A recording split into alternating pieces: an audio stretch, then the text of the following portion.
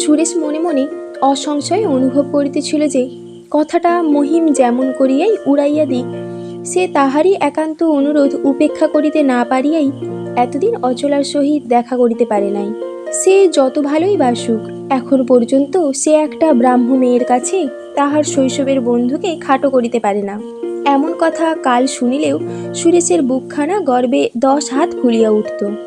আজ কিন্তু তাহার নির্জর শয্যায় এ চিন্তা তাহাকে লেশমাত্র আনন্দ দিল না। তাহার কেবলই মনে হইতে লাগিল, একদিন না একদিন হাসি গল্পে উপহাসে পরিহাসে বিচিত্র হইয়া সমস্ত কথা অচলার কানে উঠিবে। সেদিন সুখের ক্রোড়ে বসিয়া সে তাহার স্বামীর এই অপদার্থ বন্ধুটার নিষ্ফল ঈর্ষার কোনো তাৎপর্যই খুঁজিয়া পাইবে না। অথচ হাসির ছলেও সে স্বল্পভাষিনী কোনো দিন কোনো প্রশ্নই তাহাকে করিবে না। হয়তোবা শুধু মনে মনে একটুখানি হাসিয়া বলিবে, এই লোকটা বন্ধুত্বের অতি অভিমানে কত পণ্ডশ্রমই না করিয়াছে, ব্যর্থ আক্রোশে কত অন্তর্দাহেই না জ্বলিয়া পুড়িয়া মরিয়াছে।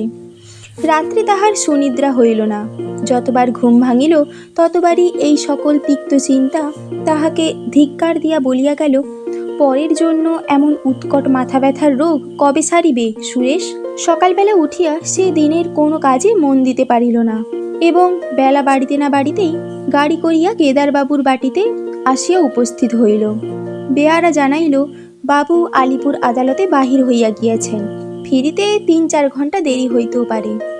সুরেশ ফিরিতে উদ্যত হইয়া জিজ্ঞেস করিল, দুজনেই বেরিয়ে গেছেন? প্রশ্নটা বেয়ারা বুঝতে পারিল না। ঘাড় নাড়িয়া কহিল, সে তো আমি জানি নে বাবু। সুরেশ মুশকিলে পড়িল। গৃহস্বামীর অবর্তমানে তাহার যুবতী কন্যার সম্বন্ধে কোনো প্রকার প্রশ্ন করা ব্রাহ্ম পরিবারের মধ্যে শিষ্টতা বিরুদ্ধ কিনা তাহা স্থির করিতে পারিল না। অথচ এই কন্যাটিকেই তাহার একমাত্র প্রয়োজন। চিন্তা করিয়া কহিল, তোমার বাবুর ফিরতে এত দেরি নাও হতে পারে তো? আমি 1-8 ঘণ্টা অপেক্ষা করেই দেখি। বেয়ারা সুরেশকে বসিবার ঘরে আনিয়া বসাইয়া বলিল, দিদি ঠাকুরন বাড়িতে আছেন, তাকে খবর দিব কি? বলিয়া উত্তরের জন্য চাহিয়া রহিল। অচলা এই ভদ্রলোকটির সম্মুখে যে বাহির হন তাহা সে কালই দেখিয়াছিল। সুরেশ অন্তরের আগ্রহাতিশয্য প্রাণপণে নিবারণ করিয়া নিস্পৃহভাবে কহিল, তাকে আবার খবর দিবে? আচ্ছা দাও, ততক্ষণ না হয় তার সঙ্গে দুটো কথা কই। বেয়ারা চলিয়া গেল এবং অনতিকাল পরেই অচলা পার্শ্বের দরজার পর্দা সরাইয়া প্রবেশ করিল।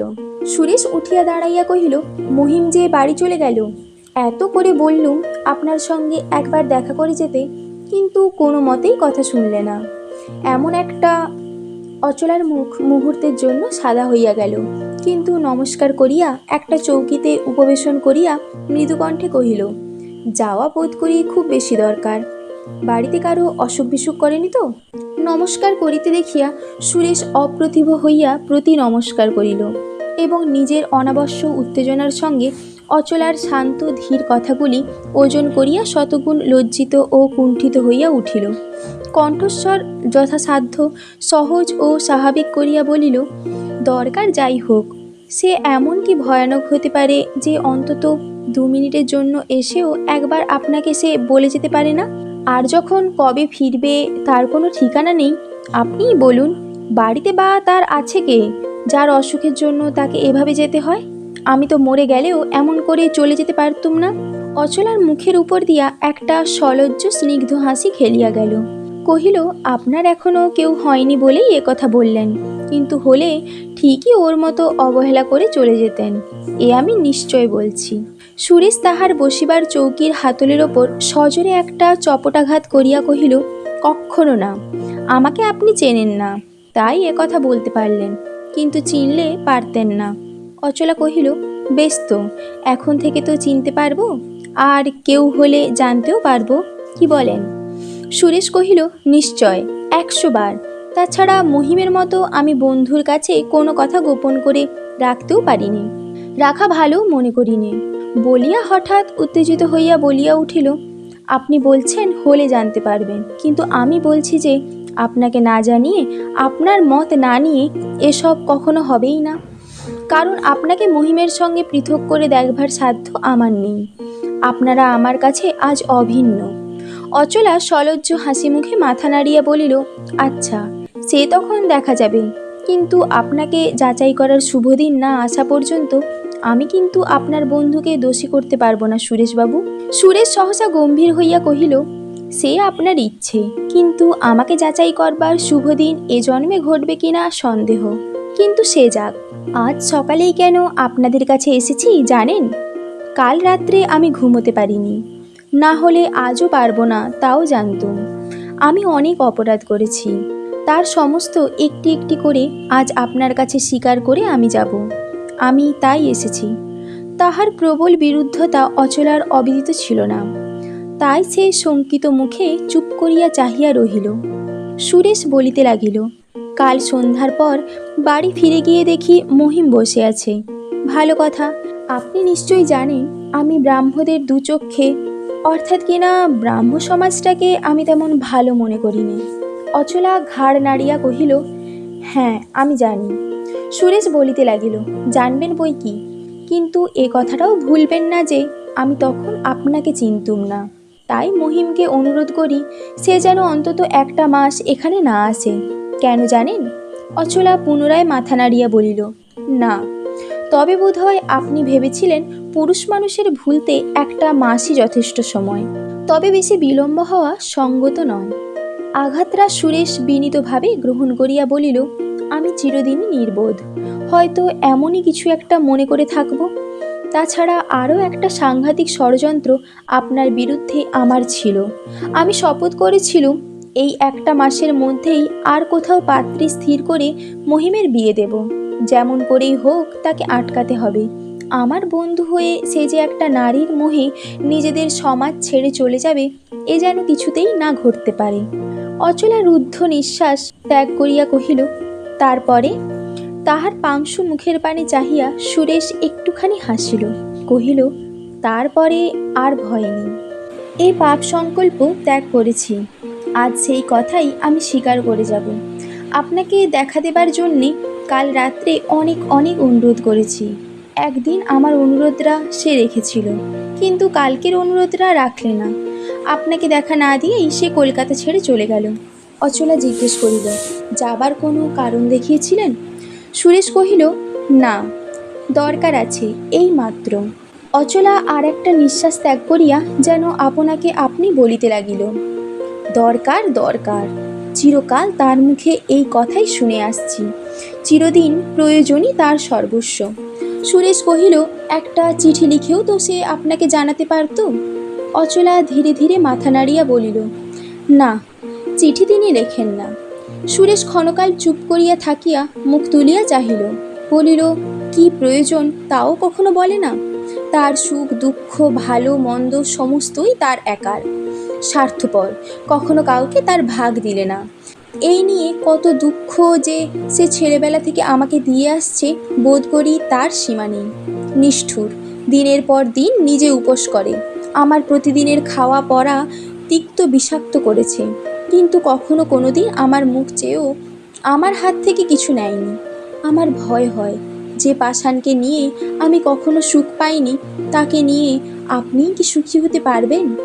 বলিতে বলিতেই অকস্মাৎ তাহার চোখ দুটো অশ্রু জলে ঝকঝক করিয়া উঠিল। তাড়াতাড়ি মুছিয়া ফেলিয়া জোর করিয়া একটুখানি হাসিয়া বলিল, দেখুন, আমার বাইরেরটা ভারী শক্ত দেখতে, কিন্তু ভেতরটা তেমনই দুর্বল। মহিমের ঠিক তার উল্টো। তবু আমাদের মতো বন্ধুত্ব সংসারে বোধ করি খুব কমই ছিল। অচলা নতমুখে মৃদুকণ্ঠে বলিল, সে আমি জানি সুরেশবাবু, এবং আরও জানি যে সে বন্ধুত্ব আজও তেমনই অক্ষয় হয়ে আছে। শৈশবের সমস্ত পূর্বস্মৃতি সুরেশের বুকের ভেতর আলোড়িত হইয়া উঠিল। সে অশ্রুরুদ্ধ কণ্ঠে বলিয়া উঠিল, যখন জানেনি তখন এই ভিক্ষা আজ আমাকে দিন যে অজ্ঞানে যে শত্রুতা আপনাদের করেছি, সে অপরাধ আর যেন আমার বুকে না বাঁধে।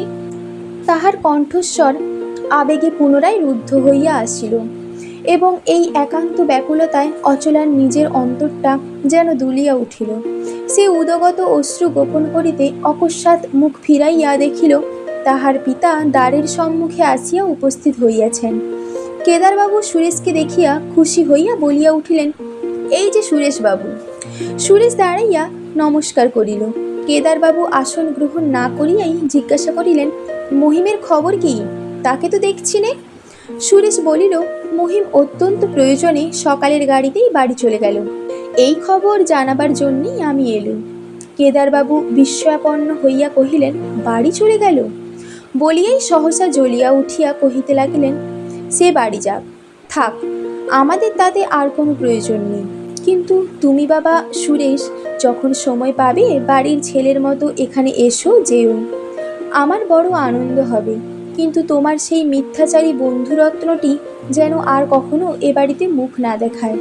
দেখা হলে বলে দিও, তার আর কোনো লজ্জা না থাকে, অন্তত অপমানের ভয়টা যেন থাকে।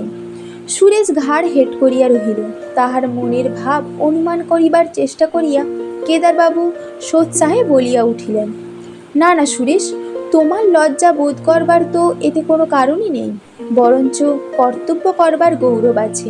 তুমি বুঝতে পারছো না যে কি বিপদ থেকে আমাদের পরিত্রাণ করেছ এবং কতদূর পর্যন্ত আমরা তোমার কাছে কৃতজ্ঞ।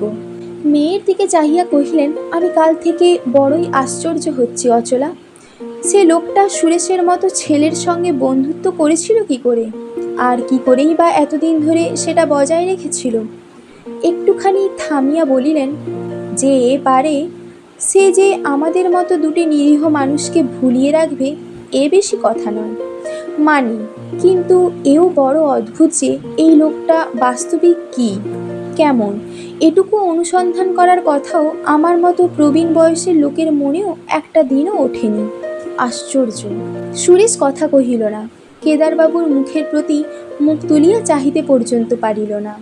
কেদারবাবু ক্ষণকাল অপেক্ষা করিয়া নিজের পোশাকের প্রতি দৃষ্টিপাত করিয়া বলিলেন, আমার অনেক কথা জিজ্ঞাসা করবার আছে বাবা, একটু বসো, আমি এইগুলো ছেড়ে আসি। বলিয়া প্রস্থানের উদ্যোগ করিতেই সুরেশ কহিল, আমার বেলা হয়ে গেছে, আজ যাই, আর একদিন আসব। বলিয়া ব্যস্ত হইয়াই উঠিয়া পড়িল এবং কোনো মতে একটা নমস্কার করিয়া লইয়া তাহার সঙ্গে সঙ্গেই বাহির হইয়া গেল। কিন্তু পরদিন সকালেই আবার তাহাকে দেখিতে পাওয়া গেল এবং পরদিনও ঠিক এই সময়ই তাহার গাড়ির শব্দ নিচে আসিয়া থামিল। কিন্তু ইহার পরদিনও আবার যখন তাহার গাড়ির শব্দ শোনা গেল, তখন বেলা হইয়াছে। পিতাকে স্নানাহারের তাগিদ দিয়া অচলা উঠিবার চেষ্টা করিতেছে, কিন্তু তাহার আর উঠা হইল না। তিনি সুরেশকে সানন্দে আহান করিয়া লইয়া গল্প শুরু করিয়া দিলেন। সুরেশ ইহা লক্ষ্য করিয়াছিল বলিয়াই দু চারটা সাধারণ কথাবার্তার পরে যখন উঠিতে গেল, তখন তাহার শুষ্ক রুক্ষ মাথার প্রতি দৃষ্টিপাত করিয়া আজ অকস্মাৎ এক নিমেষেই কেদারবাবু ব্যতিব্যস্ত হইয়া পড়িলেন। বলিলেন, এখনো তো তোমার স্নানাহার হয়নি সুরেশবাবু? সুরেশ সহাস্যে কহিল, আমার আহার একটু বেলাতেই হয়। কেদারবাবু তাহা কানেই লইলেন না, বলিতে লাগিলেন এবং এক নিমেষেই একেবারে ব্যস্ত সম্মত হইয়া উঠিলেন। এখনো নাওয়া খাওয়া হয়নি? না, আর 1 মিনিট দেরি নয় সুরেশ, এইখানেই স্নান করে যা পারো খেয়ে নাও। মা অচলা, একটু তাড়াতাড়ি যাও, বেলা 12টা বেজে গেছে। বেয়ারা ইত্যাদি উচ্চ কণ্ঠে ডাকাডাকি করিতে করিতেই নিজেই বাহির হইয়া গেলেন। অচলা এতক্ষণ স্থির হইয়া দাঁড়াইয়াছিল, এখনো কোনো প্রকার চাঞ্চল্য প্রকাশ করিল না। পিতা চলিয়া যাইবার পর আস্তে আস্তে বলিল, আপনি আমাদের এখানে কি কিছু খেতে পারবেন? সুরেশ মুখ তুলিয়া অচলার মুখের পানে কিছুক্ষণ চাহিয়া থাকিয়া বলিল, আপনি কি বলেন? আপনি কখনোই তো ব্রাহ্মবাড়িতে খান না? না, খাইনি, কিন্তু আপনি এনে দিলে খাবো। একটুখানি থামিয়া বলিল, আপনি বোধহয় ভাবছেন আমি তামাশা করছি, কিন্তু তা নয়, আপনি হাতে করে দিলে আমি সত্যি খাবো। বলিয়া চাহিয়া রহিল। এইবার অচলা একটুখানি মুখ নিচু করিয়া হাসি গোপন করিল। কহিল, যথার্থই আমি ভেবেছিলুম আপনি ঠাট্টা করছেন। কাল পর্যন্ত যাদের বাড়িতে খেতে আপনার ঘৃণা অবধি ছিল, আজ তাদেরই একজনের ছোঁয়া খেতে কি করে আপনার প্রবৃত্তি হবে, আমি তা ভেবে পাচ্ছি না সুরেশবাবু। সুরেশ ম্লান মুখে ব্যথিত স্বরে কহিল, তবে এতক্ষণ পরে কি এই ভেবে পেলেন যে আপনার হাতে খেতে আমার ঘৃণা হবে? অচলা বলিল, কিন্তু এই ভাবনাই তো স্বাভাবিক সুরেশবাবু। আপনার মতো একজন উচ্চশিক্ষিত ভদ্রলোকের চিরদিনের বদ্ধমূল সামাজিক সংস্কার হঠাৎ একদিন অকারণে ভেসে যাবে, এইটাই কি ভাবতে পারা সহজ? সুরেশ কহিল, না, সহজ নয়, কিন্তু অকারণে ভেসে যাচ্ছে তাই বা ভাবছেন কেন? কারণ থাকতেও তো পারে। বলিয়া এমনি করিয়াই চাহিয়া রইল যে জবাব দিতে গিয়া অচলা একেবারে বিস্মিত হইয়া গেল। তাহার কথাটায় যে সে আঘাত পাইয়াছে তাহা সে মুখ দেখিয়াই বুঝিয়াছিল এবং এক প্রকারের হিংস্র আনন্দ উপভোগ করিতেছিল। কিন্তু সে বেদনা যে অকস্মাৎ এক মুহূর্তে তাহার সমস্ত মুখখানাকে একেবারে ছাইয়ের মতো শুষ্ক করিয়া দিতে পারে তা সে ভাবেও নাই, ইচ্ছাও করে নাই। তাই নিজেও ব্যথা পাইয়া কথাটাকে সহজ রহস্যালাপে পরিণত করিতে জোর করিয়া একটুখানি হাসিয়া বলিল, ভেবেই দেখুন, আপনার মতো কঠোর প্রতিজ্ঞ লোকও। সুরেশ বলিল, হ্যাঁ, ভেসে যায়। তাহার গলার স্বর কাঁপিতে লাগিল। কহিল, আপনি একটা দিনের কথা বলছিলেন, কিন্তু জানেন আপনি, একদিনের ভূমিকম্পে অর্ধেক দুনিয়াটা পাতালের মধ্যে ডুবে যেতে পারে। একটা দিন কম সময় নয়। বলিয়া আবার নির্নিমেষ চক্ষে চাহিয়া রহিল। অচলা ভীত হইয়া উঠিল। সুরেশের মুখের উপর কি এক প্রকার শুষ্ক পাণ্ডুরতা, কপালের শির দুটো রক্তে স্ফীত, চোখ দুটো জল জল করিতেছে, যেন কি একটা সে ছো মারিয়া ধরিতে চায়। যাক, একে এই গরম, তাহাতে এত বেলা পর্যন্ত স্নানাহার নাই, গত রাত্রে এতটুকু ঘুমাইতে পারে নাই। তাহার পায়ের নিচের মাটিটা পর্যন্ত যেন অকস্মাৎ দুলিয়া উঠিল। আরক্ত দুই চক্ষু বিস্ফারিত করিয়া বলিল, ব্রাহ্মদের ঘৃণা করি কিনা সে জবাব ব্রাহ্মদের দেব, কিন্তু আপনি আমার কাছে তাদের অনেক অনেক উপরে। তাহার উন্মাদ ভঙ্গিতে অচলা ভয় কাঠ হইয়া উঠিল। কোনো মতে প্রসঙ্গটা চাপা দিবার জন্য সভয়ে কহিতে লাগিল, বেয়ারাটা।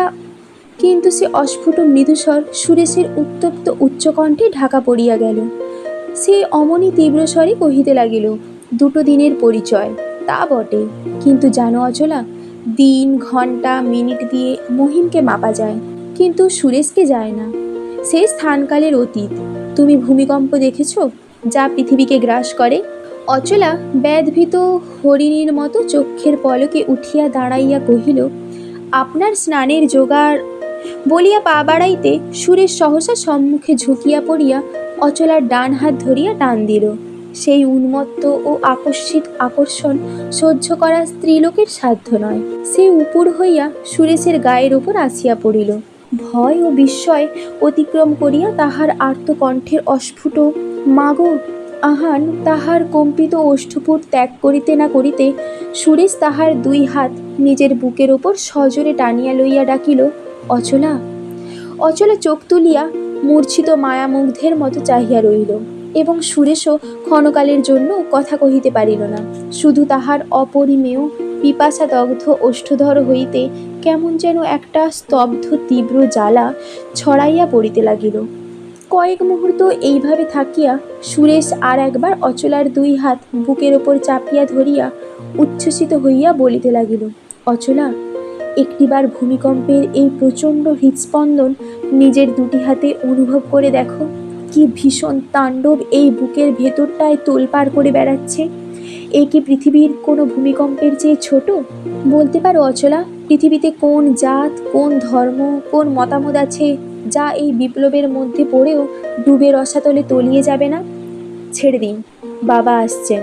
বলিয়া জোর করিয়া নিজেকে মুক্ত করিয়া লইয়া অচলা তাহার চৌকিতে ফিরিয়া গিয়া শান্ত হইয়া বসিল এবং পরক্ষণেই কেদারবাবু ব্যস্তভাবে ঘরে ঢুকিয়া বলিলেন, তাই তো, একটু দেরি হয়ে গেল। আর এই বেয়ারা বেড়াটা যে থেকে থেকে কোথায় যায় তার ঠিক নেই। মা অচলা, ও কি রে, তোর কি কোনো অসুখ করেছে? মুখ শুকিয়ে যেন একেবারে। অচলা কোনো মতে একটু হাসিবার চেষ্টা করিয়া বলিল, না বাবা, অসুখ করবে কেন? তবু মাথা ধরা টরা যে গরম পড়েছে তা। না, আমি বেশ আছি বাবা, আমার কিছুই হয়নি। কেদারবাবু নিশ্চিত হইয়া বলিলেন, তবু ভালো, মুখ দেখে আমার ভয় লেগে গিয়েছিল। তবে তুমি একটু দেখো দেখি মা, যদি। অচলা বলিল, বেশ তো বাবা, আমি 1 মিনিটে সমস্ত জোগাড় করে দিচ্ছি। কিন্তু এইমাত্র আমি জিজ্ঞেস করছিলাম সুরেশবাবুকে, আমাদের এখানে নাওয়া খাওয়া করতে তার তো আপত্তি নেই? কেদারবাবু আশ্চর্য হইয়া বলিলেন, আপত্তি কেন থাকবে? না না সুরেশ, আমি তো তোমাকে বলেইছি যে একদিনেই তোমাকে আমি ঘরের ছেলে মনে করেছি। এ বাড়ি তোমার নিজের বাড়ি। মেয়ের দিকে চাহিয়া সগর্বে কহিলেন, আর তাই যদি না হবে অচলা, আমাদের উদ্ধার করবার জন্য ভগবান ওকে পাঠাবেন কেন?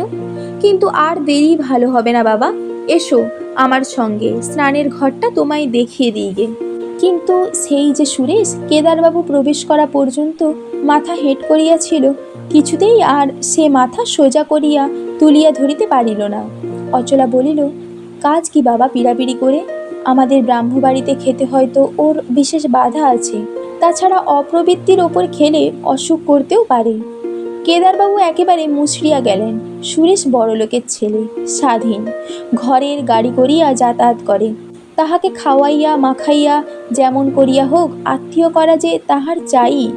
হঠাৎ তাহার আনত মুখের একাংশে নজর পড়ায় কেদারবাবু বিস্ময়ে একেবারেই চমকিয়া উঠিলেন। এ কি হয়েছে সুরেশ? শুকিয়ে সমস্ত মুখখানা যে একেবারে কালিবর্ণ হয়ে উঠেছে। ওঠো ওঠো, মাথায় মুখে জল দিতে আর 1 মিনিট বিলম্ব করো না, বলিয়া হাত ধরিয়া এক প্রকার জোর করিয়া তুলিয়া লইয়া গেলেন।